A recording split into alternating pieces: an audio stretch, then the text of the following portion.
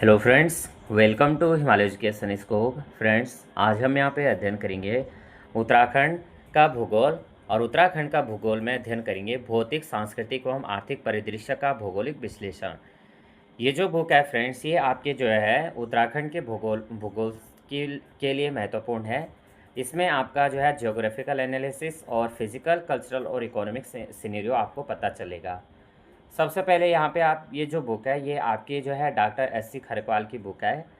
और इसमें आपने परीक्षा वाणी हो गया, बी एस नेगी हो गया, अन्य बुक आपने रीड आउट किए होंगे या पढ़ी होंगे, क्योंकि इन्हीं बुकों का जो सार है वो उनमें दिया गया है। बाकी यहाँ पे ये जो बुक है, तो यहाँ से आप अपना जो है यहाँ से एमसीक्यूज़ भी बना सकते हैं। और इसको आप पीडीएफ अगर चाहते हैं, मैं टेलीग्राम में शेयर कर दूँगा। टेलीग्राम का जो लिंक रहेगा वो डिस्क्रिप्शन में दिया जाएगा। बाकी फ्रेंड्स, यहाँ पे आप अपना इसको एकदम से बुक को रीड आउट करके और पूरी थ्योरी बेस पे आप इसको ले चलते हैं, तो यहाँ से आपके दो चीज़ें होंगे। एक तो आपको थ्योरी समझ आएगी, दूसरा आपके यहाँ से एमसीक्यू रेडी होंगे और यहाँ से आपके कोई भी क्वेश्चन यहाँ पे छूटेगा नहीं। तो यहाँ से हम जो है, इससे पहले मैंने इसका एक पार्ट अपलोड कर रखा है, और अगर आपने नहीं देखा है तो आप उससे पहले देख सकते हैं, क्योंकि उसमें जो है उत्तराखंड के बारे में बेसिक पॉइंट दिए गए हैं। और जो बेसिक पॉइंट है उनको क्लियर करना पहले सबसे इम्पोर्टेंट है।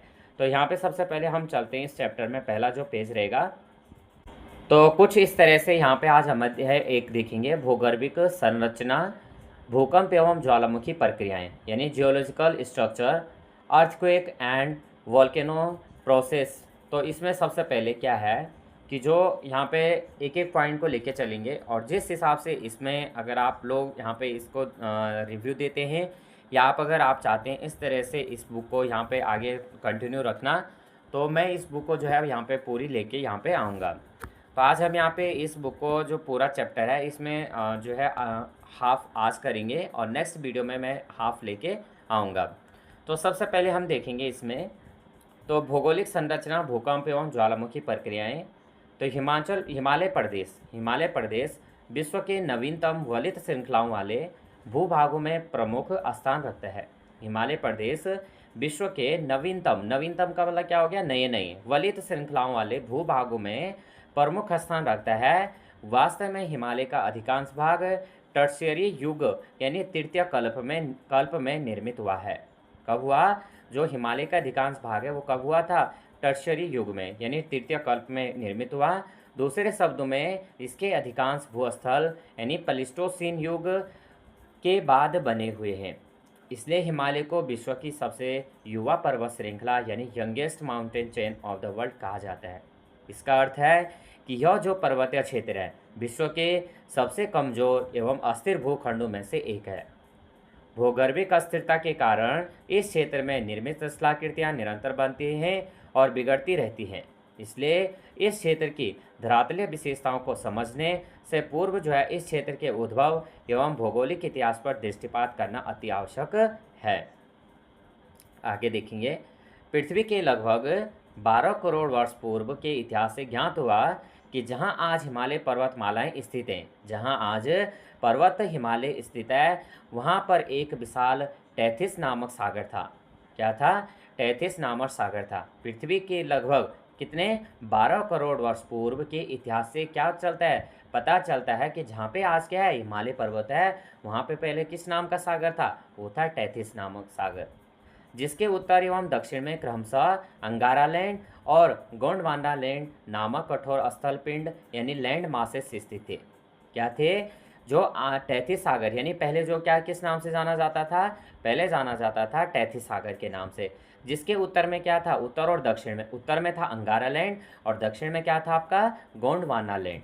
और ये क्या थे? एक कठोर स्थल थे, जिनको यानी कठोर स्थल पिंड थे, जिनको क्या कहा जाता है? लैंड मासेस कहा जाता है। अंगारा लैंड एवं गोंडवाना लैंड की नदियाँ पैलियोजोइक के प्रारंभ से लेकर मेसोजोइक के अंत तक इस टैथिस सागर में निक्षेपण क्रिया करती रहती हैं। इम्पोर्टेंट पॉइंट यहाँ पे आप देख सकते हैं। और ये अभी आपने देखा होगा कि उत्तराखंड में भी जो है यहाँ पे आपके टैथिस सागर के कुछ जो है यहाँ पे तत्व पाए गए हैं। तो टैथिस सागर में निक्षेपण क्रिया करती रहती है। टैथिस सागर में निक्षेपण क्रिया करती रही और भूवैज्ञानिकों के अनुसार यह टैथिस सागर प्रारंभ से ही भू अभिनति यानी जियोसाइक्लाइन के रूप में विकसित था। कुछ भूवैज्ञानिकों का मत है कि टैथिस का जो सपाट एवं विस्तृत आकार जुरासिक युग के पश्चात भू अभिनति के रूप में परिणित हुआ था। यहाँ से आप अपने इम्पोर्टेंट पॉइंट यहाँ से ले सकते हैं कि 12 करोड़ वर्ष पूर्व हमें जो है इतिहास से पता चलता है कि आज जहाँ पे टैथिस जहाँ पे हिमालय पर्वत है वहाँ पे पहले कौन सा वो था, सागर था, टैथिस सागर था।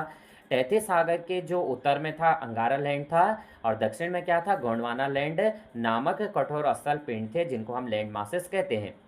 अंगारा लैंड और गोंडवाना लैंड की नदियाँ पैलियोजोइक के प्रारंभ से लेकर अंगारा लैंड और गोंडवाना लैंड की जो नदियां हैं पैलोजोइक के प्रारंभ से लेकर और मेसोजोइक के अंत तक इस टैथिस सागर में निक्षेपण क्रिया करती रही।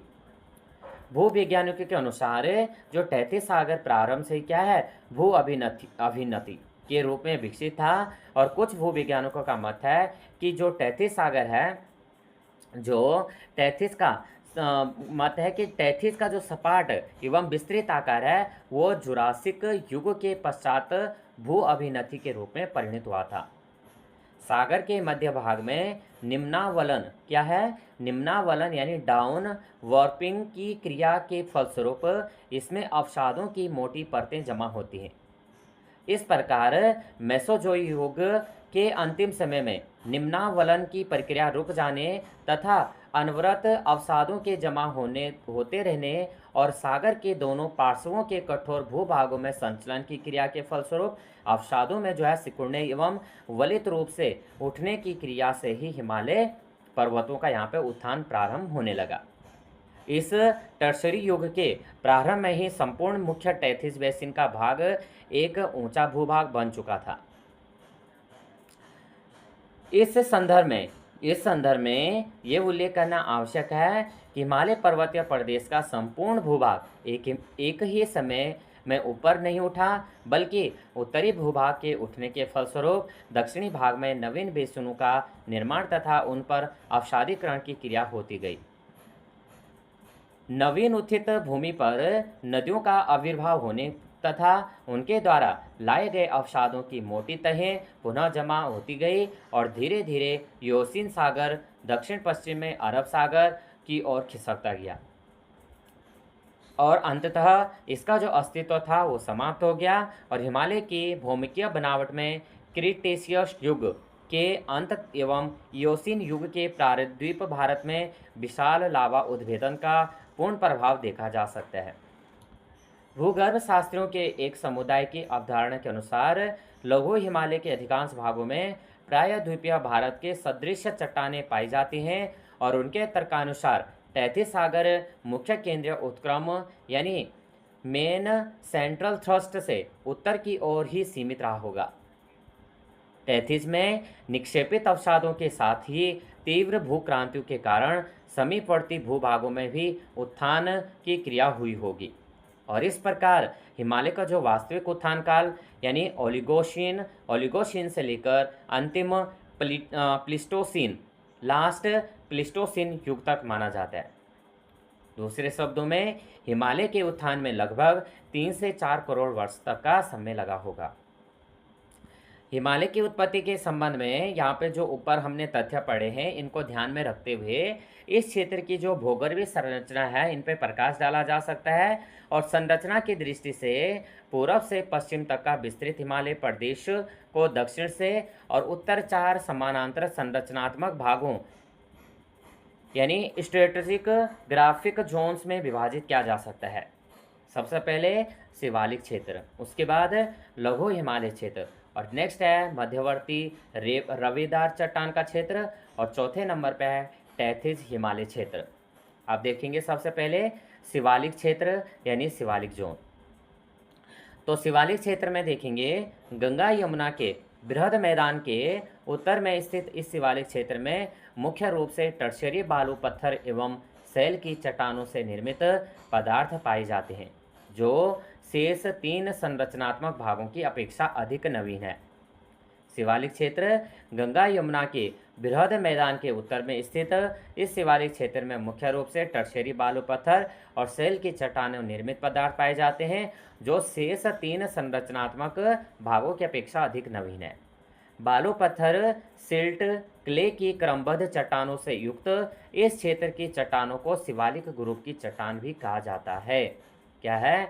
बालू पत्थर, सिल्ट, क्ले की क्रमबद्ध चट्टानों से युक्त इस क्षेत्र की जो चट्टानों को शिवालिक ग्रुप की चट्टान कहा जाता है। और संरचनात्मक दृष्टि से शिवालिक मेखला मुख्य रूप से चौड़ा एवं खुले वलन वाला भूभाग है। चट्टानों की विविधता तथा जीवावशेष की मात्रा के आधार पर शिवालिक क्रम की चट्टान समूहों को 3 उप विभागों में विभक्त किया जाता है। सबसे पहले निचली, फिर मध्यवर्ती और उसके बाद ऊपरी शिवालिक की चट्टानें। निचले शिवालिक की चट्टानें मुख्य रूप से भूरे बलुआ पत्थर की हैं, जिनके बीच में क्रमिक रूप से लाल एवं भूरे रंग की यानी चीका क्ले पाई जाती है। मध्यवर्ती शिवालिक की संरचना में भी बलुआ पत्थर मुख्य रूप से पाया जाता है, लेकिन इसके साथ ही बीच बीच में सैल की चट्टानों का मिश्रण मिलता है। ऊपरी शिवालिक की मेखला के अंतर्गत बलुआ पत्थर तथा सिल्ट स्टोन के साथ साथ मुख्य रूप से कांग्लोमरेट का मिश्रण पाया जाता है। इस क्षेत्र में कांग्लोमरेट तथा मुलायम अधनीभूत मृदा निक्षेपों के मिश्रण के नीचे नर्म बलुआ पत्थरों की एक मोटी तरह पाई जाती है, जो अपेक्षाकृत अधिक कठोर बलुआ पत्थरों की परत के ऊपर ही निक्षेपित है। शिवालिक क्षेत्र की चट्टानों की बनावट, गौंड संरचना तथा अपरिपक्व संगठन की विशेषताएं हैं। इस बात की ओर इंगित करती है कि इन चट्टानों का जमाव विभिन्न उप वातावरणों से निर्मित जलाशयों में हुआ होगा। यहाँ की अवसादों की अत्यधिक मोटाई तथा इनके बीच बीच में निचली एवं मध्यवर्ती शिवालिक चट्टानों में बलुआ पत्थर, सिल्ट स्टोन सेल का क्रमिक रूप से पाया जाना प्रमाणित करता है। तत्कालिक शिवालिक जो बेसिन है, यहाँ पे रुक रुक कर नीचे की ओर धंसता गया होगा और शिवालिक अवसादों में मुख्य रूप से स्फटिक, फेल्सपार, अभ्रक तथा चूना प्रधान सीमेंट आदि मिश्रण पाया जाता है। ये इंपॉर्टेंट पॉइंट है, इनसे आप यहाँ पे नोट डाउन भी अपने यहाँ पे नोट डाउन कर सकते हैं, क्योंकि इंपॉर्टेंट पॉइंट्स हैं, इनसे आप ले सकते हैं कि एग्जाम के बेस पे। तो यहाँ पे शिवालिक अवसादों में मुख्य रूप से स्फटिक हो गया, फेल्सपार हो गया, अभ्रक हो गया और चूना प्रधान सीमेंट यहाँ पे क्या पाया गया? मिश्रण पाया गया। इन चट्टानों में, इन अवसादों में कोमल चट्टान चूर्ण के साथ ही रूपांतरित चट्टानों के चूर्ण, अभ्रक, बहुरविकृत स्फटिक आदि का मिश्रण इस बात का साक्षी है कि ये पदार्थ निम्न एवं महान हिमालय क्षेत्र से दक्षिण की ओर प्रभावित नदियों के माध्यम से निक्षेपित हुए होंगे। साथ ही ये भी प्रमाणित होता है कि जो शिवालिक क्षेत्र का निर्माण है मुख्य हिमालय के पश्चात हुआ होगा और शिवालिक क्रम की चट्टानों में स्थान स्थान पर गोलास्म एवं कांग्लोमरेट की उपस्थिति इस बात को भी प्रमाणित करती है कि यह भाग पूर्व में कभी हिमाच्छादित भी रहा होगा। इस तरह से यहाँ पे देख लेंगे कि भूवैज्ञानिकों ने शिवालिक क्रम की 3 सतहों की समयावधि को यहाँ पे निम्न प्रकार से निर्धारित किया है। सबसे पहले देखेंगे चट्टान क्रम, उसकी भौगोलिक अवधि और उसका जो अनुमानित वर्ष यानी मिलियन में देखेंगे। सबसे पहले देखेंगे ऊपरी शिवालिक। तो ये आपकी जो भौगोलिक स्थिति रहेगी इसकी, ये प्लेस्टोसीन से निम्न प्लायोसीन तक है और इसकी जो अनुमानित वर्ष मिलियन में रहेगी 1 से 6 मिलियन वर्ष में रहेगी। मध्यवर्ती शिवालिक जो रहेगा ये आपका प्लायोसीन से मध्य और प्लायोसीन तक रहेगा और ये 7 से 10 मिलियन में। निम्न शिवालिक देखेंगे तो ये मध्य मायोसीन होगा और ये 15 मिलियन में होगा। शिवालिक क्रम की चट्टानें निम्न हिमालय की चट्टानों से मुख्य भ्रंशन रेखा यानी मेन बाउंड्री थ्रस्ट जिसको MBT द्वारा अलग हुई है और निम्न हिमालय की चट्टानें अपेक्षाकृत प्राचीन हैं जो दक्षिण की ओर व्यतिक्रम भ्रंशन यानी रिवर्स्ड फोल्ड के रूप में शिवालिक क्रम की चट्टानों के ऊपर प्रक्षिप्त हो गई है। अतः शिवालिक क्रम की चट्टानें मुख्य भ्रंशन रेखा को कहीं भी पार नहीं करती हैं। अब अगर हम इसमें देखते हैं कि जो शिवालिक क्षेत्र है वो कहाँ कहाँ फैला हुआ है, यानी अगर हम उत्तराखंड की बात करें किन जनपदों में शिवालिक श्रेणी फैली हुई है। तो यहाँ पे अगर हम देखेंगे, देहरादून हो गया, आपका टिहरी हो गया, पौड़ी हो गया, हरिद्वार हो गया, अल्मोड़ा हो गया, नैनीताल, चंपावत और कुछ क्षेत्रों में उधम सिंह नगर में भी। तो यहाँ पे जो है, यहाँ पे जो है शिवालिक श्रेणी का विस्तार है। तो यहाँ से जो है, यहाँ पे देखेंगे तो एमबीटी से, यानी हमने देखा भी था कि यहाँ से एमबीटी से क्या है, मेन बाउंड्री थ्रस्ट लाइन से शिवालिक श्रेणी का जो है क्रम यहाँ इनके मध्य पाया जाता है। और यहाँ से ये जो है एक बाउंड्री का काम करती है। तो यहाँ शिवालिक क्रम की जो चट्टानें हैं वो क्या करती हैं, हमने देखा कि मुख्य भ्रंश रेखा यानी मेन बाउंड्री थ्रस्ट यानी एमबीटी द्वारा अलग हुई, और हिमालय की जो चट्टानें अपेक्षाकृत क्या हैं, प्राचीन है। उसके बाद जो है उससे ऊपर क्या लग जाता है, आपका मध्य हिमालय क्षेत्र लग जाता है, या लघु हिमालय क्षेत्र, अन्य हम इससे आगे देखेंगे।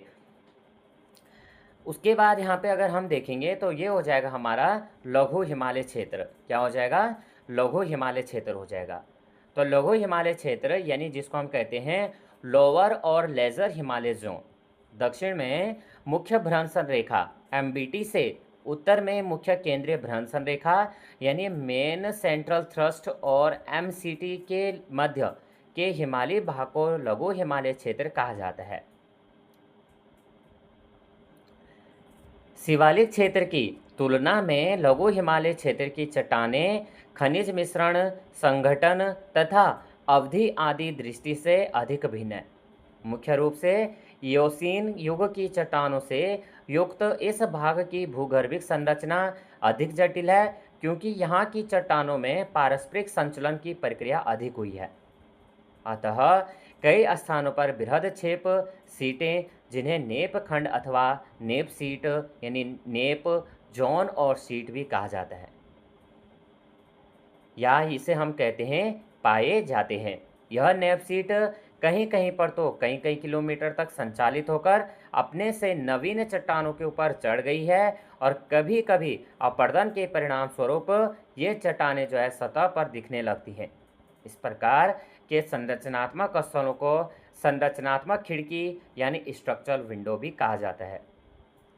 लघु हिमालय क्षेत्र में मुख्य रूप से ग्रेनाइट तथा अन्य जीवावशेष मुक्त रवेदार चट्टानें पाई जाती हैं, जिनका निर्माण पूर्व कैम्ब्रियन से लेकर मेसोजोइक कल्प के मध्य हुआ, और ये चट्टान ने प्रायः कुरूप पुनर्विकृत अवसादी तथा आग्नेय आदि रूप में पाई जाती है। ऊपरी पैलियोजोइक की जीवाव से युक्त चट्टानें तथा इनकी समकक्षी चट्टानों का क्षैतिज विस्तार पश्चिमी भागों की तुलना में पूर्वी भागों में सीमित पाया जाता है, और पूर्व की ओर इनके स्थान पर बलुआ तथा सिल्ट चट्टानें पाई जाती हैं, जिनमें जो है जीवावशेष धीरे धीरे कम होते गए और अंततः इनका जो अस्तित्व है समाप्त हो गया। यही कारण है कि इन चट्टानों का जो संबंध जानना बड़ा कठिन है, इसलिए इस क्षेत्र के विभिन्न संरचनात्मक भूस्थलों को उनके स्थानीय नामों से भी जाना जाता है, जैसे Jaunsar group, Shimla group, Damta group आदि। उत्तराखंड के लघु हिमालय क्षेत्र की अपनी अलग विशेषताएं हैं। इस क्षेत्र में शिमला एवं जौनसार ग्रुप के अतिरिक्त शैल, चूना पत्थर, डोलोमाइट आदि की मोटी परतें पाई जाती हैं, जिन्हें क्रोल ग्रुप की चट्टानों के नाम से जाना जाता है। इम्पोर्टेंट पॉइंट है, यहाँ से आप नोट डाउन इसको कर सकते हैं। इन चट्टानों में जीवावशेष की मात्रा बहुत न्यून पाई जाती है, साथ ही इनके ऊपर ताल चट्टानों यानी ताल रॉक्स की उपस्थिति के कारण इनकी उत्पत्ति मेसोजोइक युग में मानी जाती है। इनके उत्तरी भाग में कार्बोनेट चट्टानों की एक अन्य मोटी परत पाई जाती है, जिसे तेजम पिथौरागढ़ का काल्क क्षेत्र कहा जाता है। इन चट्टानों में स्ट्रोमेटोलाइट्स नामक जीवावशेष पाए जाते हैं। इन चट्टानों में हमने देखा यहाँ पे कि इनके उत्तरी भागों में कार्बोनेट चट्टानों की एक अन्य मोटी परत पाई जाती है, जिसे तेजम पिथौरागढ़ का काल्क क्षेत्र कहा जाता है, और इन चट्टानों में स्ट्रोमेटोलाइट्स नामक जीवावशेष पाए जाने के कारण इन चट्टानों की जो अवधि है ऊपरी पूर्व कैम्ब्रियन और निचला पैलोजोइक के मध्य मानी जाती है। कुमाऊं हिमालय क्षेत्र में नैनीताल क्रोल थ्रस्ट से उत्तर का संपूर्ण अवसादी शैलों का क्षेत्र अल्मोड़ा दूधातोली थ्रस्ट द्वारा अलग हुआ है, जो पश्चिम में शिमला से लेकर पूर्व में काली नदी घाटी तक विस्तृत है, और संपूर्ण अल्मोड़ा दूधातोली थ्रस्ट सीट रवेदार रूपांतरित अवसादों से बना है तथा इसमें जो है भूगर्भिक जटिलताएं अधिक हैं, और इस प्रकार यह समस्त क्षेत्र 4 चट्टान विवर्तनिक इकाइयों में बांटा गया है, जिसको नंबर 1 ऑटोचथोनस इकाई, ऑटोचथोनस इकाई, उसके बाद क्रोल नेप, और उसके बाद क्रोल बेरीनाग थ्रस्ट, और उसके बाद 4th नंबर पे है अल्मोड़ा नेप।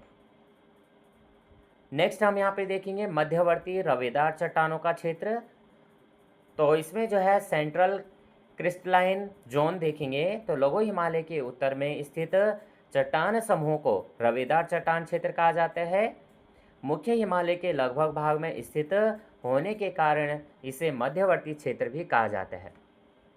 यह क्षेत्र दक्षिण की ओर से मुख्य केंद्रीय भंजन द्वारा लघु हिमालय से अलग हुआ है, और पश्चिम में कश्मीर से लेकर पूर्व में अरुणाचल प्रदेश तक फैला यह क्षेत्र मुख्यतः कायांतरित चट्टानों से युक्त है तथा हिमालय प्रदेश के लगभग मध्य में स्थित होने के कारण इस क्षेत्र को हिमालय की केंद्रीय धुरी यानी सेंट्रल एक्सिस ऑफ हिमालय कहा जाता है।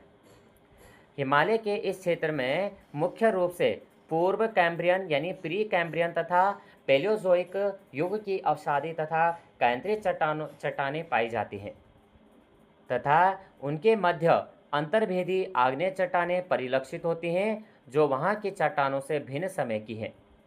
उनका समय भूगर्भिक काल के कैनोजोइक तथा कहीं कहीं मेसोजोइक माना जाता है। इस क्षेत्र की अधिकांश चट्टानें अत्यधिक संपीड़न की क्रिया के कारण कुरूप हो गई हैं, और भूविवर्तनिक शक्तियों के कारण इनमें कई बार वलन क्रिया हो चुकी है। इस क्षेत्र में मुख्य रूप से नीस तथा ग्रेनाइट की चट्टानों का बाहुल्य है, और टैथिस सागर के अवसादों से निर्मित इस भाग को लघु हिमालय के नेप क्षेत्र जोन का जनक भी कहा जाता है। दूसरे शब्दों में हिमालय के इस भाग को ग्रीवा क्षेत्र यानी ग्रीवा नोप का मूल क्षेत्र माना जाता है। मध्यवर्ती रवेदार चट्टानों के इस क्षेत्र को मोटे रूप से 3 भागों में विभाजित किया गया है। पहला भाग है इस क्षेत्र के निचली परतों में मुख्य रूप से अभ्रक, फेल्सपार, नीस के साथ सिल्मेनाइट और जैसे उच्च कोटि के खनिज पाए जाते हैं। यहाँ की मध्यवर्ती परतों में काल्क सिलिकेट तथा संगमरमर की चट्टानें पाई जाती हैं, जिनमें स्थान स्थान पर स्फटिक की चट्टानें भी पाई जाती हैं। सबसे ऊपरी परतों में बायोटाइट सिस्ट की चट्टानें प्रमुख स्थान रखती हैं, और इनके ऊपरी जो है प्री कैम्ब्रियन युग की रूपांतरित अवसादी चट्टानें फैली हुई है, जिनके ऊपर निचले कैम्ब्रियन के टैथिज अवसाद निक्षेपित हुए हैं। उसके बाद देखेंगे टैथिज हिमालय क्षेत्र। तो हिमालय के मध्यवर्ती रवेदार चट्टानों से युक्त क्षेत्र के उत्तर में टैथिज हिमालय क्षेत्र स्थित है, जिसे कई अन्य नामों से भी जाना जाता है, जैसे ट्रांस हिमालय क्षेत्र, तिब्बत क्षेत्र आदि। इस क्षेत्र में लगभग सभी भूगर्भिक युगों के अवसाद पाए जाते हैं, और इस विशाल क्षेत्र में मेसोजोइक से लेकर पैलियोजोइक युग के जीवाशेष युग निक्षेप पाए जाने के कारण प्राग प्रस्तर विज्ञान, जैविक संरचना, भूविवर्तनिकी और भू आकृति विज्ञान, यहाँ तक जलवायु विज्ञान की दृष्टि से जो है अधिक महत्वपूर्ण है। इस क्षेत्र के जो है 4 विशाल बेसिनों का जो है कश्मीर, लाहौल स्पीति और कुमाऊं और नेपाल भूटान में ऊपरी जो है यहाँ पे प्री कार्बोनिफेरस से पूर्व इयोसिन तक के अवसादों का निक्षेप हुआ है, जिसके आधार पर इस क्षेत्र के लगभग जो है 600 मिलियन वर्षों के भूगर्भिक इतिहास पर प्रकाश डाला जा सकता है। और भूविज्ञान वेताओं के अनुसार उपरोक्त चारों बेसिनों जो है बेसिन सम्मिलित रूप से टैथिस सागर के नाम से जाने जाते थे। इस सागर में उथले सागरीय जल से लेकर गहरे सागरीय जल के निक्षेप पाए जाते हैं, और इस प्रकार इन अवसादों की मोटाई जो है 6500 मीटर से भी अधिक है। जिसमें लगभग जो है आधी मोटाई पैलियोजोइक युग के निक्षेपों को है। इस क्षेत्र में जो है अनेक स्थानों पर सबसे प्राचीन कैम्ब्रियन युग की चट्टानों में वास्तविक रूप से रूपांतरण की क्रिया नहीं हो पाई, परंतु अधिकांश कैम्ब्रियन तथा आर्डोविशियन चट्टानें जो है पूर्ण रूप से रूपांतरित पाई जाती हैं। लघु हिमालय क्षेत्र में स्ट्रोमेटोलाइट नामक जो है जीवावशेषों की प्रधानता पाई जाती है, लेकिन टैथिस क्षेत्र में इस प्रकार की जीवावशेष अनुपस्थित पाए जाते हैं। यहाँ के अवसादों की मोटाई स्थान स्थान पर जो है भिन्न भिन्न पाई जाती है। टैथिस हिमालय क्षेत्र की ऊपरी सीमा इंडस सटर जोन बनाती है, जो एक भ्रंशन क्षेत्र फॉल्ट जोन है, और इस भ्रंशन रेखा का अनुसरण सिंधु तथा ब्रह्मपुत्र नदियां क्रमशः पश्चिम तथा पूर्व दिशा में करती हैं। इन क्षेत्रों में बुलवा पत्थर तथा शैल चट्टानों का फैलाव क्रमिक रूप से होता है, जिसके साथ बेसिक आंतरिक तथा बाह्य आग्नेय चट्टानों का निक्षेप हुआ है। इस क्षेत्र में पाए जाने वाले अंतर्भेदी ग्रेनाइट के स्थूल भाग मिलते हैं, जिन्हें आफियोलाइट कहा जाता है। यहाँ की आग्नेय जो चट्टानों को पूर्वकालिक पृथ्वी की ऊपरी परत का भाग माना जाता है, और कुछ भूवैज्ञानिकों के मतानुसार ये चट्टानें जो है समुद्र की तली की हैं, जो पर्वत निर्माणकारी प्रक्रिया के समय सटर जोन के सहारे उत्थित होकर धरातल पर आ गई होंगी। इन्हीं क्षेत्रों में कई स्थानों पर चूना प्रधान अवसादी चट्टानों के बड़े बड़े गोलाश्म एवं चपटी भाग बहुतायत में पाए जाते हैं, जिनका मूल संबंध आग्नेय चट्टानों से है। इन अवसादों में हिमालय से भिन्न प्रकार के जीवावशेष पाए जाते हैं, और इन गोलाश्मों को इकोजोटिक ब्लॉक कहा जाता है। पिथौरागढ़ के मल्ला जोहार क्षेत्र में ये बहुतायत में पाए जाते हैं। इंपॉर्टेंट पॉइंट है, इसको आप नोट डाउन कर सकते हैं कि गोलाश्मों को इकोजोटिक ब्लॉक कहा जाता है, और जो कहाँ पिथौरागढ़ के मल्ला जोहार क्षेत्र में बहुत बड़ी मात्रा में यहाँ पे पाए जाते हैं। आगे देखेंगे भूकंप, यानी जिसको हम क्या कहते हैं, अर्थक्वेक। हिमालय क्षेत्र की उत्पत्ति एवं भूगर्भिक बनावट के अध्ययन से स्पष्ट है कि इस क्षेत्र के निर्माण में अभी तक परिपक्वता नहीं आई। इस क्षेत्र के प्रारंभिक निर्माण काल से लेकर वर्तमान समय तक समय समय पर जो है भू हलचल की प्रक्रियाएं होती रही, और इस क्षेत्र की क्लिष्ट संरचना के फलस्वरूप यहाँ भूकंप तथा ज्वालामुखी उद्भेदन की क्रियाएं हो रही हैं। दूसरे शब्दों में कहा जा सकता है कि हिमालय क्षेत्र भारत के भूकंपों में से सर्वाधिक प्रभावित क्षेत्र है। भारत के भूकंप क्षेत्र मुख्य रूप से नवीन पर्वत श्रृंखलाओं एवं उससे संबंधित क्षेत्र में उत्पन्न होते हैं। उत्तराखंड हिमालय में हिमालय के अन्य क्षेत्रों की ही तरह समय समय पर भूकंप आते रहे, और क्षेत्र के जिन जिन भागों में पृथ्वी का संतुलन बिगड़ता है, उन भागों को पुनः संतुलित करने की प्रक्रिया में भूकंप आते हैं। प्रायः देखा गया कि निम्न हिमालय से लेकर दक्षिणवर्ती पाद प्रदेशों एवं इससे संबंधित भूभागों में जो है भूकंप अधिक सक्रिय रहते हैं, इसलिए इन क्षेत्रों को अत्यधिक सक्रिय भूकंप क्षेत्र यानी जोन ऑफ मैक्सिमम इंटेंसिटी कहा जाता है।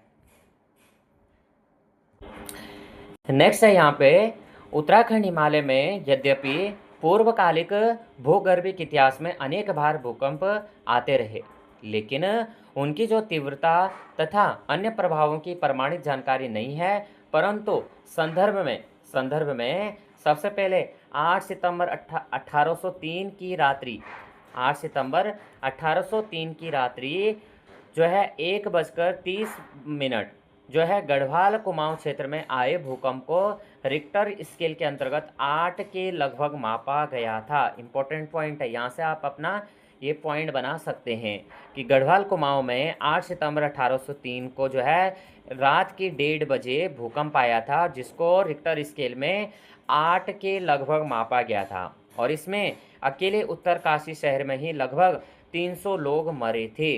कितने लोग मरे थे? 300 लोग मरे थे। और इसी प्रकार 18 सितंबर 1880 को प्रातः 10 बजे आए भूकंप का मुख्य प्रभाव क्षेत्र नैनीताल भाबर क्षेत्र था, जिसमें लगभग 150 जानें गई थी। पहला भूकंप कब मापा गया था? 1803 में 8 सितंबर 1803 को मापा गया था, जो रात को 1:30 बजे आया था गढ़वाल और कुमाऊं क्षेत्र में, जिसमें अकेले उत्तरकाशी शहर में 300 लोग मरे थे। और इस तरह से जो है 18 सितंबर 1880 को 10 बजे जो है भूकंप आया था। और वो जो है नैनीताल भाबर क्षेत्र था, जिसमें लगभग 150 जाने गई थी। आज से लगभग 24 वर्ष पूर्व अर्थात 20 अक्टूबर 1991 की रात्रि, यानी ये उस समय का दिया है 24 वर्ष पूर्व, इस समय आज से और पहले का बताया गया क्योंकि बुक पहले प्रिंट हो गई है। तो 24 वर्ष पूर्व यानी 24 आज से हम अगर बात करेंगे तो यहाँ पे क्या हो जाएगा 35-36 वर्ष कह सकते हैं। तो 20 अक्टूबर 1991 की रात्रि को 2:55 पर गढ़वाल क्षेत्र में जो है 6.1 रिक्टर स्केल का भूकंप आया था, जिसमें लगभग 1000 लोगों की मृत्यु हुई थी और 5000 से अधिक व्यक्ति क्या हुए थे, घायल हुए थे। समीपवर्ती लगभग 2000 गांव इससे प्रभावित हुए थे। और 26 अप्रैल 2015 की दोपहर 1:30 बजे यानी 30 मिनट जो है 7.9 रिक्टर स्केल का भूकंप नेपाल में आया था, जिसका अभिकेंद्र काठमांडू के उत्तर पूर्व में था। इसमें लगभग 8000 लोग मारे गए थे, यानी मरे, और लगभग 23,000 लोग यहाँ पे क्या हुए थे, घायल हुए थे। 12 मई 2015 की अपराह्न यानी दोपहर में 12:50 जो है काठमांडू के उत्तर पूर्व चीन समीपवर्ती क्षेत्र में पुनः 7:03 रिक्टर स्केल का भूकंप आया था। और इस अवधि में संपूर्ण उत्तराखंड तथा निकटवर्ती मैदानी क्षेत्रों में इसका प्रभाव देखा गया था और इस भूकंप की कई बार पुनरावृत्ति होती रही है। आगे देखेंगे ज्वालामुखी प्रक्रियाएं यानी वोल्केनिक प्रोसेस।